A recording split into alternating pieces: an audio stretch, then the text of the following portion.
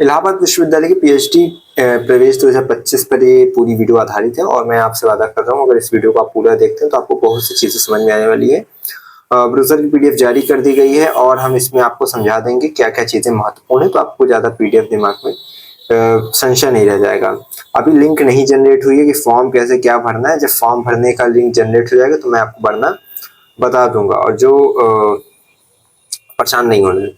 सबसे पहले जब आप इलाहाबाद यूनिवर्सिटी पीएचडी एडमिशन 2025 ऐसे सर्च करते हो तो आपको इस तरह एडमिशन 2025 तक करके आ जाएगा। आप इस पे जाइए, आपको यूजी पीजी पीएचडी एडमिशन 2025-26 ये जो दिखेगा इसी पे क्लिक कर देना है। जैसे आप इसको क्लिक करते हैं, ठीक है, आपका ये देखो नीचे 3 लिंक दिखेंगे। एक हिंदी में आपको नोटिस दिखेगी इंग्लिश में और एक ब्रोशर पीडीएफ है। और यहीं पे एक लिंक आ जाएगी रजिस्ट्रेशन की। और अभी रजिस्ट्रेशन की लिंक नहीं अवेलेबल है, हो सकता है संध्या तक हो जाए, जैसी भी होगी। मैंने पहले ही कहा था कि जिस दिन से स्टार्ट है उस दिन तुरंत ही मत सोचना कि यहाँ लिंक जनरेट हो जाएगी। जब होगी तो मैं बताऊंगा। और इस चैनल से आपको जुड़े रहना है। टेलीग्राम और इंस्टाग्राम की लिंक डिस्क्रिप्शन में है, जुड़ जाइए। सारी की सारी कट ऑफ वगैरह आपको यहीं मिलेगी। और यहाँ पे देखोगे तो यूनिवर्सिटी ऑफ इलाहाबाद की ये जो ब्रोशर की पीडीएफ है, अब इसको ध्यान से समझना, ठीक है। अब यहाँ पे देखो सीनेट हाउस कैंपस है, ये यूनिवर्सिटी रोड, ठीक है, जो कि आपको दिखेगा साइंस फैकल्टी में है। अब आगे चलते हैं। यहाँ पे देखो मेन चीजें, यहाँ पे तो वेबसाइट रजिस्ट्रेशन लिंक देखो दिया है, ठीक है। ईमेल अगर कोई क्वेरी है तो आप हेल्प डेस्क पे कॉल कर सकते हैं, ठीक है। अब हम जैसे ईमेल पे वो जो लिंक दिया था रजिस्ट्रेशन वाला, इस पे अगर क्लिक करेंगे तो यहाँ पे देखोगे तो वो अभी देखो यहाँ पे अपडेट नहीं हुआ है। हाँ, तो जब अपडेट हो जाएगा तो पीएचडी वालों के लिए आ जाएगा। चलिए अब हम लोग बैक चलते हैं। तो आप देख सकते हैं बैक आ चुके हैं और अब देखोगे तो बहुत सी चीजें हैं। मेन बता रहा हूँ मैं, ठीक है। आप पढ़ना है सब बैठ के फ्री से टाइम निकाल के, लेकिन मैं जो मेन है वो बता रहा हूँ। मिशन विजन ये सब आप पढ़िएगा।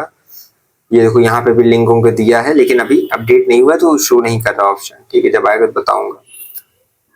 इंपॉर्टेंट नोट में देखो बोला है कि ऑनलाइन सारे यहाँ पे रजिस्ट्रेशन होंगे, ठीक। The university shall not be liable for any mistake error committee. मतलब देखो अगर एप्लीकेंट आवेदक द्वारा कोई गलती होती है तो यूनिवर्सिटी उसके लिए जिम्मेदार नहीं होगी, आवेदक उसके लिए स्वयं जिम्मेदार होगा। बहुत सी चीजें और भी मेंशन है कि the social category mention in application form can not be change modified at any level. अगर आपने अपने जैसे ईडब्ल्यूएस डाल दिया या ओबीसी डाल दिया, एससी डाल दिया, एसटी डाल दिया, ठीक है, यूआर डाल दिया, तो वो फिर एप्लीकेशन फॉर्म की किसी भी स्टेज में ये मत सोचना कि कैटेगरी चेंज कर लोगे। कई लोग क्या करते हैं, यूआर का रहते हैं, ईडब्ल्यूएस बनवाए नहीं रहते हैं, बाद में कहते हैं भैया हमने तो बनवाया नहीं था, अब बन गया, अब क्या करें। तो भाई ये वाला रायता मत फैलाना, अभी से बनवा लो। अभी बहुत डेट है, आज 25 सितंबर से 22 अक्टूबर तक इसकी डेट है, ठीक है। और वेबसाइट लाइव हो जाएगी तभी जाके कुछ होगा। अब देखो यहाँ फीस वगैरह बताया है। देखो और भी ऊपर बहुत सी चीजें, इसको देख लेना। जरूरी जो थी मैंने बताता चल रहा हूँ। यूआर ईडब्ल्यूएस ओबीसी का 600 रुपए और यहाँ पे एग्जेम्प्टेड कैंडिडेट। अब देखो इसमें 3-4 लोग आ जाते हैं यार एग्जेम्प्टेड में। पहले जो इंटरनेशनल है, उसके बाद जो है आर्म फोर्स वाले हैं, उसके बाद जो पीएच वाले हैं, है ना, ये सब की दिव्यांग वगैरह ये सब, तो इस सब इसमें आ जाए। मतलब दिव्यांग तो इसमें आ गया 300 वाले में, तो इसमें वही सब है, ठीक। आर्म फोर्स वाले और इंटरनेशनल कैंडिडेट, उसके बाद जो इलाहाबाद विश्वविद्यालय या इसके एफिलिएटेड कॉलेज के स्थायी शिक्षक हैं, ये सब इसमें आ जाएंगे एग्जेम्प्टेड वाले में। और एससी एसटी पीडब्ल्यूडी 300 रुपए एप्लीकेशन की फीस देंगे। पूरा प्रोसेस मैं अभी सब समझा दूंगा भाई, कहीं पर अटकना परेशान नहीं होना। A to Z चीजें मिल जाएगी तुमको। शेड्यूल ऑफ पीएचडी एडमिशन 2025 में देखोगे तो सितंबर अक्टूबर ये वो कब कब कैसे कैसे क्या क्या होगा, ठीक। तो वही अभी आप लोग को ये भी होगा दिमाग में कि यार हम लोग का इंटरव्यू कब तक होगा, तो वो सब चीजें डिस्कस हम लाइव स्ट्रीम में भी करते रहते हैं, इसमें भी करेंगे। आगे चलते हैं। ये सब आप बैठ के देखिएगा, पढ़ लीजिएगा। मैं मेन बताता जा रहा हूँ, ठीक है। सेक्शन 1 2 3 4 में ये मेनली अगर देखा जाए तो पीडीएफ डिवाइडेड है। पहला जो भी सेक्शन पड़ेगा उसमें इंफॉर्मेशन एट ए ग्लांस, थोड़ी सामान्य जानकारी, रजिस्ट्रेशन का प्रोसेस बता देगा। पार्ट टाइम पीएचडी प्रोग्राम अगर करना है तो उसके लिए क्या क्या, बहुत आसान सा है भाई, उसमें ज्यादा पेचीदा माहौल नहीं है। तो पार्ट टाइम वाले में सीट्स एलिजिबिलिटी क्राइटेरिया फलाना ढिमकाना। तो आपके लिए जो मोस्ट इंपॉर्टेंट है वो ये है seats eligibility criteria, registration process, बाकी सब नहीं। अच्छा आगे आते हैं। यहाँ पे देखोगे कुछ चीजें हैं जो कि आपको बताया गया भैया। क्या क्या चीज है कि आप लोग का, जैसे यहाँ पे देखोगे तो एलिजिबिलिटी क्राइटेरिया में देखो चीजें बताई। 55% यूआर कैटेगरी के लोगों को पीजी में होना चाहिए। बाकी W S OBC SC ST BH 50%, है ना। वो सब चीजें हैं। आगे चले जाओगे तो देखो लिखा है कि exempted applicants, all the applicants must appear and qualify for award of JRF and appointment as assistant professor net admission at PhD। मतलब कि अगर आप सब ये वाले इसके अंतर्गत हैं, ठीक है, तो आप लोग को पहले बोला गया था ना कि जिससे JRF वगैरह या एनटीए का वो सब जरूरी नहीं है उन लोग के लिए, ठीक, क्योंकि वो सबका सीधा इंटरव्यू के माध्यम से होगा जो छूट प्राप्त आवेदक हैं। बाकी जो JRF वाले हैं वो ऑल कैंडिडेट हैं, बाकी जो नेट वाले रहेंगे ओनली PhD वाले रहेंगे उनको शॉर्टलिस्ट किया जाएगा, जो दोगुने कैंडिडेट जितनी सीट रहेगी उसके दुगने कैंडिडेट को, ठीक है। एग्जामिशन को देखो यहाँ पे लिखा गया, इसको पढ़ लेना अपना भाई। टीचर एप्लीकेंट जो मैंने बताया सही शिक्षक, उसके बाद देखो और भी चीजें हैं, ठीक है, ये सब पढ़ लेना आराम से। और जो मैंने बोला था कि आर्म रक्षा सशस्त्र बल का है, ठीक है, इसके बाद जो international candidate part time PhD applicants भी जो है उसी एग्जेप्शन में आ जाएंगे, ठीक है। चलो अब गाइडलाइन फॉर रिजर्वेशन के लिए देखो कुछ बताया गया है कि कितनी % सीट आरक्षित है, ठीक है। और यहाँ पे देखो दिखा गया 15% आपकी है SC वालों के लिए, 7.5% ST, 10% AWS, 27% OBC, इस तरह करके है। 5% जो है आपके PWD के लिए, पर्सन विद डिसेबिलिटी वालों के लिए है। अब देखो 40% से आप लोग जो होगा ना PH वैल्यू आप लोग का फिजिकल हैंडीकैप वैल्यू, तो 40% से नीचे चाहिए, 70% से ऊपर नहीं होना चाहिए, तभी तो PH के अंतर्गत रहोगे भैया तुम लोग। और आगे चलोगे तो बहुत सी चीजें मिल रही हैं, हम लोग आगे चलते रहेंगे। PWD का देखो जो मैंने बताया वही चीज यहाँ पे बताया जाएगा, जो दिव्यांग होंगे वो पढ़ेंगे। इसके बाद आगे चलते हैं क्या क्या किस प्रकार से आपकी मतलब विकार है वो उसको देख लेना। आगे आते हैं, लिस्ट ऑफ एलिजिबल कैंडिडेट्स बता रहा है कैसे क्या होगा। तो आप लोग को देखो बोला गया रिसर्च एप्टीट्यूड टेस्ट होगा, ठीक है, आपको पता है 20 नंबर का APS हो जाएगा, एकेडमिक परफॉर्मेंस स्कोर या API जिसको बोल सकते हैं। उसके बाद 70 नंबर का नेट JRF वाला, और फिर 30 नंबर का ये होगा रिसर्च एप्टीट्यूड। इसके अंतर्गत आपका इंटरव्यू भी होगा, ठीक है, और रिसर्च प्रपोजल भी देख सकते हैं, आपसे जो है ग्रुप डिस्कशन भी करा सकते हैं, आपसे जो है कोई रिटन टेस्ट भी ले सकते हैं। ये सब चीजें हो जाती है इंटरव्यू के साथ साथ। अब ये सब को बोला गया है कि विच सेल ईमेल एंड इंटरव्यू में इंक्लूड, ठीक है, यही सब चीज के आपको ईमेल के माध्यम से सब सूचित किया जाएगा कि कौन इंटरव्यू के लिए शॉर्टलिस्ट हुआ है कौन नहीं हुआ, ये वो। चलो इसके बाद और भी चीजें लिखी गई हैं, आप इसको देखिएगा। बाकी यहाँ देखो group of PhD applicants category, यानी कि इस बार के जो PhD का आवेदक है उनकी category group A B C में डिवाइडेड है। ये जो एज पर क्लॉज जो लिखा गया ऊपर 1.5 को पढ़ लेना। और उसके बाद देखो जो JRF किया असिस्टेंट प्रोफेसर की अपॉइंटमेंट है वो ऑल कैंडिडेट है, ठीक है, और एग्जेम्प्टेड एप्लीकेंट्स में भी आवेदक में भी ऑल कैंडिडेट है। बाकी जो नेट और PhD ओनली है वो जितनी सीट है उसके दोगुने बच्चों को ही वहां पे शॉर्टलिस्ट किया जाएगा। Okay clear for applicants. अब देखो यहाँ बताया कि UGC CSIR नेट का जो वैलिडिटी है वो क्या है कि अगर आपने दिसंबर 2024 में दिया है या जून 2025 में दिया है तो आप मान्य रहेंगे। ये ग्रुप B वालों के लिए है, ठीक है, ग्रुप B यानी कि नेट जिनका ओनली नेट निकला है ओनली PhD निकला है उन लोग के लिए उनका जो UGC की NTA का टेस्ट की वैलिडिटी वो क्या है दिसंबर 2024 अगर आप ये तो वैलिड है, जून 2025 दिए तो वैलिड है। Okay that's clear. आगे चलते JRF वालों के लिए और उन लोग के लिए जरूरी नहीं, उन लोग चाहे जब दिए रहे हैं। आगे चलते हैं, चलो वही चीज बताया 70% वेटेज आपका रहेगा ये वो। आगे चलते हैं, इसमें ज्यादा दिमाग नहीं लगाना। ये देखो एक methodology for preparing merit list, यानी कि किस प्रकार से तैयार होगा आप लोग फाइनल मेरिट कैलकुलेशन कैसे होगा। APS आपको पता है 20 नंबर का है, यहाँ पे थोड़ा ऊपर करते हैं। APS देखो 20 नंबर का है, ठीक है, जिसमें से आपको हाई स्कूल में 2 नंबर मैक्सिमम मिल सकता है, इंटर में 3 नंबर, अंडर ग्रेजुएट में 5 नंबर और PG में 10 नंबर। ये आपको अधिभार मिल सकता है हाईएस्ट।